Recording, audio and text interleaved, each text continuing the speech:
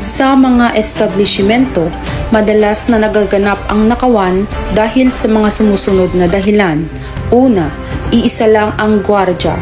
Pangalawa, walang CCTV camera. Para makaiwas sa mga salisi, dapat palitan agad ang gwardyang aalis sa kanyang pwesto.